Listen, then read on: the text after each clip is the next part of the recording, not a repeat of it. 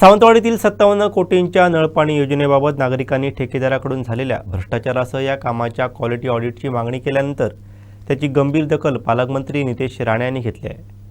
आज मंत्रालयात त्यांनी याबाबत आढावा बैठक घेतली। पुढील 8 महिन्यांत कामाचा दर्जा राखून योजना पूर्ण करण्याचे कडक आदेश त्यांनी दिलेत। तसंच जिल्हाधिकारी यांना कामाच्या गुणवत्तेच्या तपासणीसह जल अभियंत्याच्या नियुक्तीचे निर्देश मंत्री नितेश राणे यांनी दिलेत। कोकण साधने याकडे लक्ष वेधतात पालकमंत्र्यांनी याची गंभीर दखल घेतली आहे।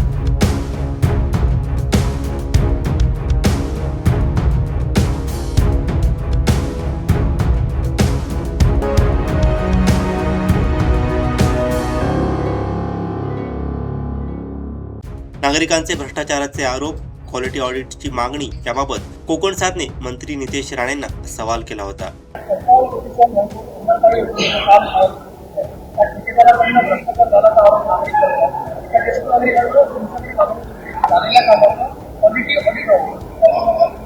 बघा, कुठलेही काम जेव्हा आपण शहरामध्ये सुरू करतो किंवा जिल्ह्यामध्ये सुरू करतो, बेसिक अपेक्षा भूमिपूजनाच्या निमित्ताने मी नेहमी व्यक्त करतो की वेळेत काम पूर्ण करणं आणि दुसरं क्वालिटी देणं।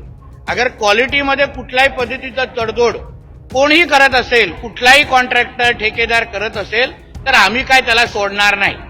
आम्हाला कोणाशी काय लागेबंदे नाही, लेण्याची काय गरज नाही। आता आम्हाला हे ज्या पद्धतीने नागरिकांना कामाचा कुठला त्रास होत असेल तर कॉन्ट्रॅक्टरांना ब्लॅकलिस्टमध्ये टाकण्याची पण आमच्याकडे पर्याय आहेत। म्हणून संबंधित कॉन्ट्रॅक्टरला अगर नागरिक कुठल्याही पद्धतीच्या कामाची क्वालिटी त्याला दर्जा ठेवायला जमत नसेल तर त्या बाबतीमध्ये जिल्हा प्रशासन म्हणून आम्ही निर्णय घेऊ।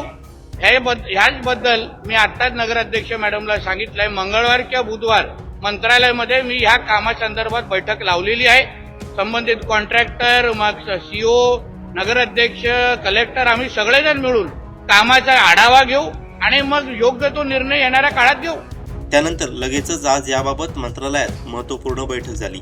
अपूर्ण स्थितीत असलेल्या या प्रकल्पाला मुदतवाढ देण्यात आली असून पुढील 8 महिन्यात दर्जा राखून काम पूर्ण करण्याचे आदेश पालकमंत्री राणे यांनी दिले आहेत। तसंच या कामामुळे सुरू असलेलं खोदकाम, रस्त्यांची झालेली दुरावस्था आणि त्यातून घडणारे अपघात ही गंभीर बाब असल्यानं काम करताना नागरिकांना कोणताही त्रास होणार नाही यासंबंधी यंत्रणांनी विशेष काळजी घ्यावी असे निर्देश कडक शब्दात दिले।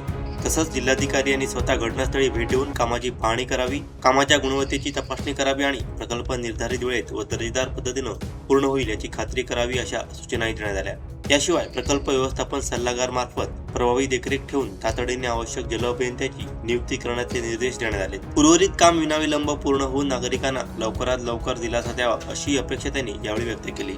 या बैठकीस जिल्हाधिकारी तृप्ती दोडमिसे, नगराध्यक्षा दराजे भोसले, उपनगराध्यक्ष ॲडव्होकेट अनिल निरवडेकर तसंच संबंधित अधिकारी उपस्थित होते।